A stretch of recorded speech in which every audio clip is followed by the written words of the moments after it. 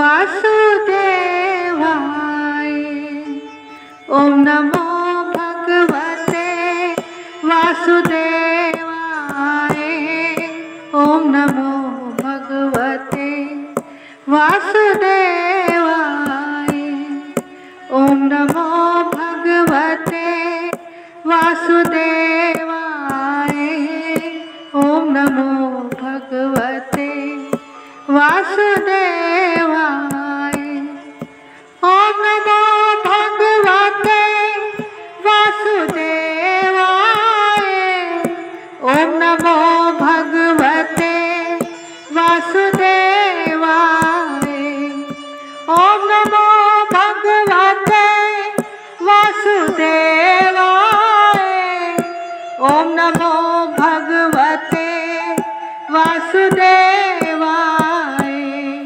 ओम नमो भगवते वासुदेवाय।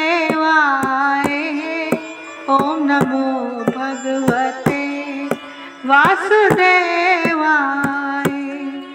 वासुदेवाय। ओम नमो भगवते वासुदेवाय। ओम नमो भगवते वासुदेवाय। ओम नमो भगवते वासुदेवाय। ओम नमो भगवते वासुदेवाय। वासुदेवाय वासुदेवाय वासुदेवाय। जय जय श्री राधे। जय जय श्री राधे। जय जय श्री राधे। बोलिए जुगल जोड़ी सरकार की जय। वृंदावन धाम की जय। यहाँ पर बैठे व YouTube चैनल के माध्यम से श्रवण करने वाले सभी प्रभु प्रेमियों को मुझ कृष्ण प्रिया किशोरी दासी की ओर से वृंदावन से राधे राधे राधे राधे। भागवत जी में एक प्रसंग आता है कि एक बार देवहूति जी अपने पुत्र भगवान कपिल के चरणों में बैठी है, क्योंकि उन्हें अब पता चल गया है कि ये मेरे पुत्र नहीं भगवान है। अब पुत्र भाव समाप्त हो चुका था, ब्रह्म भाव जागृत हो चुका था। तब देवहूति जी बड़ा सुंदर निवेदन करती हैं कि हे प्रभु, मैं आपकी शरण में हूँ। प्रभु, जब जब मैं इस संसार की ओर देखती हूँ तो मुझे अंधकार ही अंधकार नजर आता है, और जब मैं आपकी ओर देखती हूँ तो मुझे ज्ञान का प्रकाश नजर आता है। भगवान कहते हैं, माँ, यदि आप अपना कल्याण चाहती हैं तो अध्यात्म का मार्ग अपनाइए, आपका कल्याण होगा। क्योंकि ये जो जीव है ये सुख और दुख के चक्कर में पड़ा हुआ है, लेकिन मन से जिसे हम सुख मान ले वो सुख है, जिसे दुख मान ले वो दुख है। माँ, यदि इस मन को संसार में लगाओगी तो यही मन बंधन बन जाएगा, और यदि इस मन को भगवान के चरणों में लगाओगी तो यही मुक्ति का खुला मार्ग बन जाएगा। क्योंकि मन तो एक ही है, चाहे इधर लगा लो या उधर। भगवान बोले, माँ, थोड़ा संग करो, संग करने से आपका कल्याण होगा। देखो, संग का हमारे जीवन में बड़ा ही असर है। अगर हमारा उठना बैठना एक शराबी के संग है और हम शराबी हैं नहीं, लेकिन जब हम उस शराबी के साथ निकलेंगे तो देखने वाले तो यही कहेंगे कि ये भी कितना बड़ा शराबी होगा, आप बिना पिए ही शराबी हो जाएंगे। और अगर आपका संग एक संत के साथ है तो चाहे आप पूजा पाठ ना भी करते हो, जब आप रास्ते में उसके साथ चलोगे तो देखने वाले यही कहेंगे ये भी बहुत बड़ा संत होगा। तो भैया संग का अच्छा होना बहुत जरूरी है। तो भगवान ने कहा, माँ थोड़ा संग करो। तब देवहूति जी कहते हैं, प्रभु अभी तक संग ही तो किया है, पहले माता पिता का संग करके आई, फिर भाई बहनों का संग, फिर सहेलियों का संग और फिर पति का संग, अभी तक संग ही तो किया है। तब भगवान कहते हैं, माँ अभी तक केवल संसार का संग किया है, अब संतों का संग करो, क्योंकि संसार का संग केवल संग है और संतों का संग है सत्संग। और माँ ये जो संत होते हैं उनकी क्या मस्ती होती है।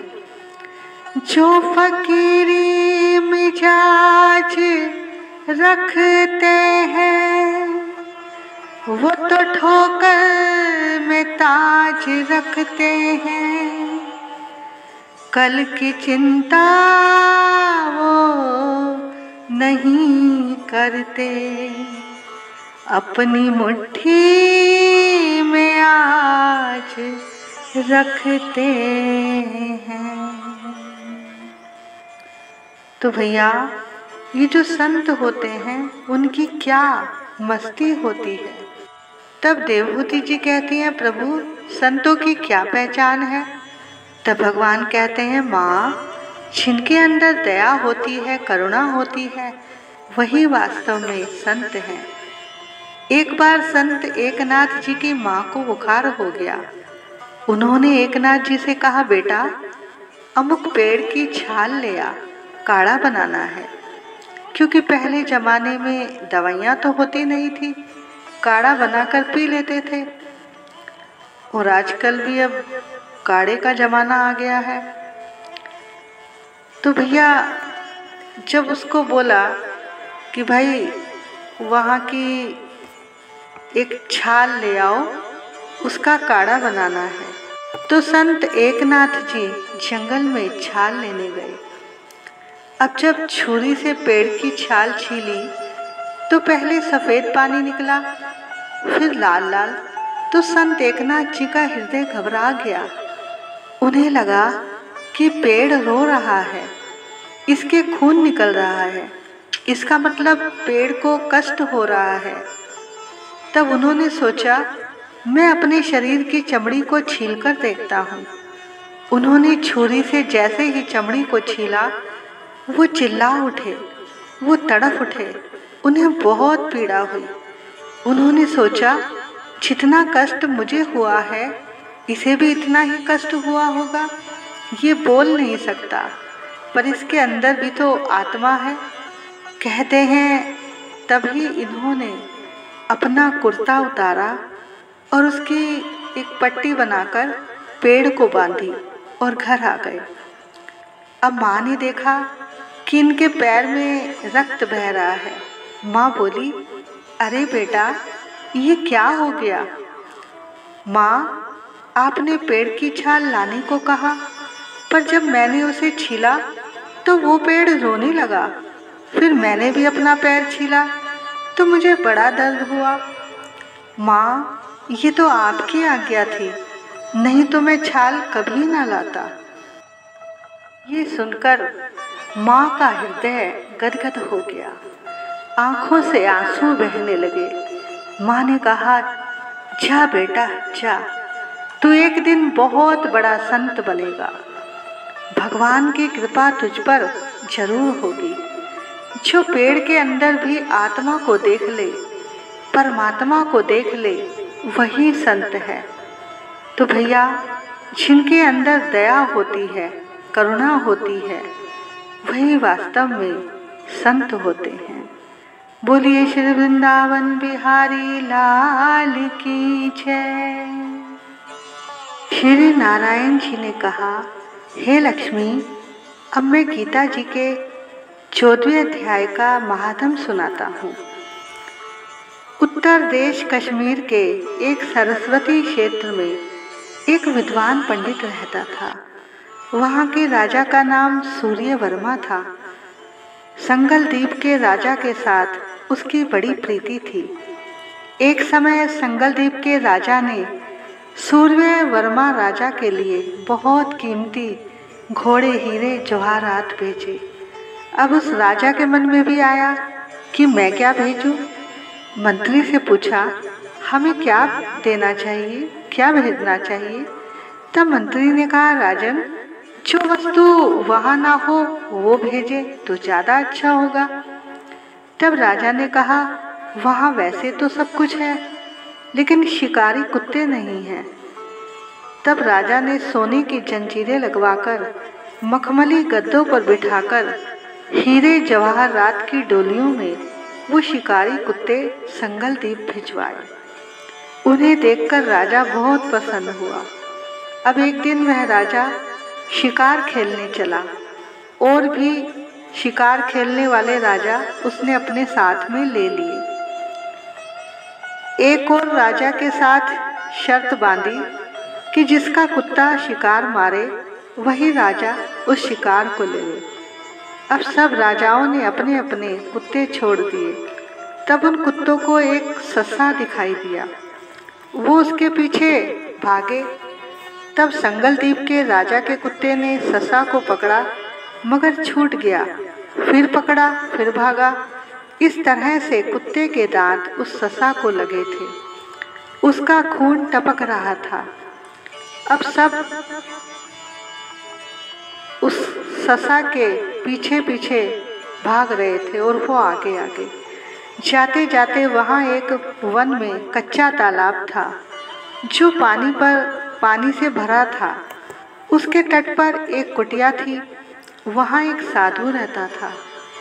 उस तालाब में सस्सा जा गिरा और कुत्ता भी उसके पीछे जा गिरा। इतने में राजा भी दौड़ा दौड़ा वहाँ पहुँचा तो उसने देखा दोनों मरे पड़े हैं और देवदेही पाकर बैकुंठ को चले हैं। उन्होंने राजा को देखकर कहा, हे राजन, तुम्हारा बहुत बहुत धन्यवाद। तेरे प्रसाद से हमने आज देवदेही पाई है। राजा ने कहा, वो कैसे? दोनों ने कहा, ये तो हम भी नहीं जानते, मगर इस जल को छूने से देवदेही मिली है। राजा ने कहा, धन्य मेरे भाग जो तुम्हारा उद्धार हुआ। वह बैकुंठ को चले गए। तब राजा ने उस संत को प्रणाम करके पूछा कि ये सब कैसे हुआ, इसका कारण क्या है? तब संत ने कहा, हे राजन, मेरा गुरु यहाँ रहता था जो नित्य यहाँ स्नान करके गीता जी के 14वें अध्याय का पाठ किया करता था। मैं भी यहाँ स्नान करके गीता का पाठ करता हूँ।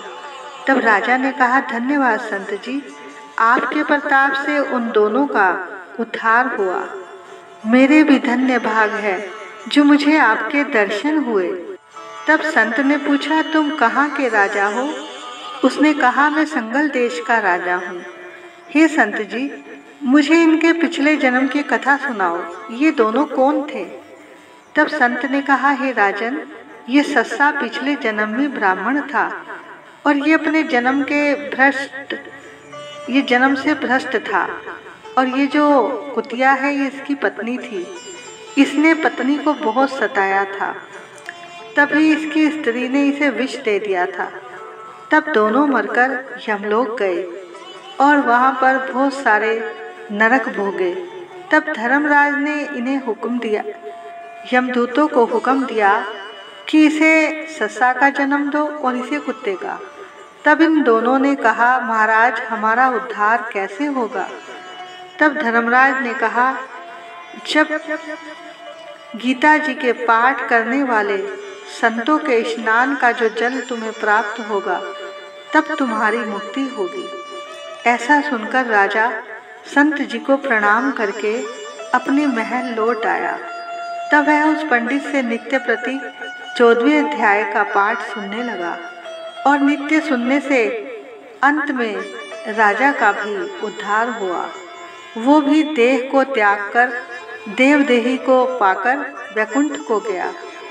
तब नारायण जी ने कहा, हे लक्ष्मी जी, मैंने तुम्हें 14वें अध्याय का महात्म सुनाया है और तुमने सुना है। बोलिए गीता महात्म की जय। जय जय श्री राधे, जय जय श्री राधे, निताय गौर हरि बोल। आइए अब हम 15वें अध्याय का महात्म भी सुनाते हैं, क्योंकि भैया अब 15 मतलब कि इसमें 18 अध्याय होते हैं, तो हमें इनको अमावस्या तक पूर्ण करने हैं, इसलिए 2 दिन 2-2 अध्याय होंगे। तब श्री नारायण जी बोले, हे लक्ष्मी जी, उत्तर प्रदेश में एक नरसिंह नाम का राजा था। सुभद्र नाम का उसका मंत्री था। राजा को मंत्री पर बड़ा भरोसा था, वो उसे बड़ा मानता था, पर मंत्री के मन में बड़ा कपट था। वो ये चाहता था कि राजा को मारकर राज्य मैं ही करूं। इस तरह से कुछ समय बीता। एक बार राजा सोया हुआ था, नौकर चाकर भी सोए हुए थे। तब मंत्री ने राजा को, नौकरों को सबको मार डाला और स्वयं राज्य करने लगा। ये करते करते बहुत काल बीत गया। एक दिन उसका भी अंत हो गया। यम के दूत उसे बांधकर धर्मराज के पास ले गए। तब धर्मराज ने कहा, ये बड़ा महापापी है, इसे घोर नरक में डालो। इस तरह से कई नरक की यातनाएं भोगते हुए वो धर्मराज की आज्ञा से घोड़े की योनि में आया। संगल द्वीप में पैदा हुआ। वहाँ एक घोड़ों का सौदागर उसे खरीद कर ले गया। तब और भी घोड़े खरीद अपने नगर में आया। तब वहाँ के राजा ने सुना कि कोई सौदागर बहुत से घोड़े लाया है। तब उस राजा ने और घोड़ों के साथ उस घोड़े को भी खरीद लिया। जब राजा उस पर हाथ फेर रहा था, तब उसने राजा की ओर देखकर अपना मुंह घुमा लिया। ये देखकर राजा ने एक पंडित से पूछा कि ये घोड़ा मुझसे मुंह क्यों फेरता है, इसका क्या कारण है। तब पंडित जी ने कहा, हे राजन, इस घोड़े ने तुमको सिर नवाया है। ये सुनकर राजा ने कहा, नहीं, ये बात नहीं है। तब कई दिन बाद राजा उसी घोड़े पर बैठकर शिकार खेलने गया। राजा शिकार खेलता खेलता बहुत दूर निकल गया। पहले राजा तीर से शिकार मारता था, अब हाथों से पकड़कर मारने लगा। राजा प्रसन्न हुआ। दोपहर का समय था। राजा को बड़ी जोरों से प्यास लगी। तब एक पास में ही संत की कुटिया थी और उसके पास ही एक तालाब भी था। राजा उसी तालाब में जल पीने के लिए गया और अपने घोड़े को उसने एक वृक्ष के साथ बांध दिया। तब क्या देखा कि उधर साधु अपने पुत्र को गीता के 15वें अध्याय का पाठ सिखा रहा था और बालक को एक पत्ते पर श्लोक लिख दिया और कहा कि इसे याद करो और खेलते भी रहो। अब जिस वृक्ष के साथ राजा ने घोड़ा बांधा था, वहीं पर सामने वो पत्ता था जिस पर वो श्लोक लिखा हुआ था। तो वो बालक उस पत्ते को लेकर खेल रहा था और पत्ता घोड़े के आगे जाकर गिरा। घोड़े ने जैसे ही पत्ते पर श्लोक लिखा देखा, देखते ही तत्काल घोड़े की देह छूटी। वह विमान पर बैठकर जाने लगा। इतने में राजा भी जल पीकर बाहर आया। देखा घोड़ा तो मरा पड़ा है। वह चिंतित होकर बोला, इसे किसने मारा है। तब आकाश से विमान से आवाज आई, राजन, वो मैं हूँ। मैंने दिव्य देह पाई है। अब मैं वैकुंठ को जा रहा हूँ। तब राजा ने कहा, तुमने कौन सा ऐसा पुण्य किया है जो तुम वैकुंठ को चले।